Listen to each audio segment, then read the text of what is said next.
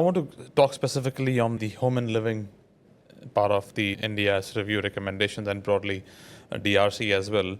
There are different settings for different people. There are people who would be living in a 24/7 care, one-to-one STA, high physical needs kind of a housing, and there are people who are living in a shared living arrangements which vary from 1 to 3 to 1 to 6, and probably more, and they are so-called group homes in the system.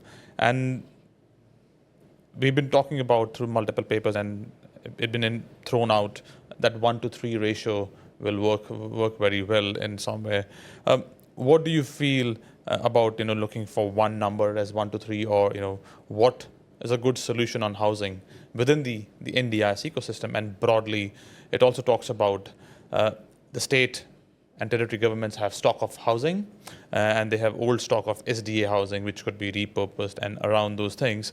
So how does that come into play, all of these things? Keeping that in mind, we would have some stock in the state. And how does state governments take control on these things? Gosh, the home and living area is an area that I really get excited about. I think it is an area that we can do so much in, that a lot has been done and we can learn from that, but there's a lot more that we can do. And it's such an important aspect of someone's life, where you live, and what choice do you get in terms of where you might live and who you might live with.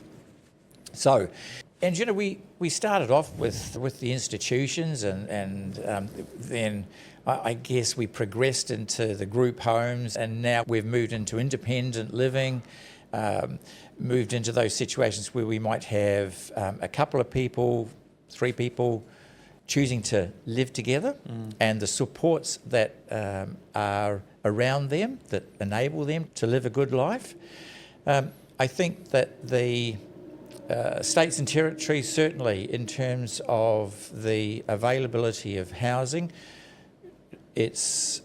we're told, we know it's an issue across the country, not just for people with disabilities.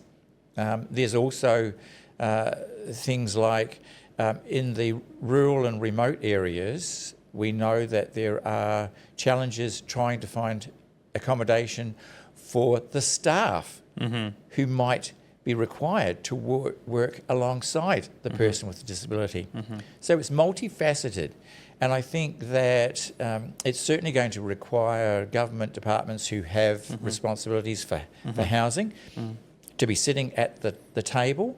I think there are providers who will be wanting to sit at the table. And then we've got the SDA environment, which is this, it feels like it's quite a growing environment, the number of houses coming online.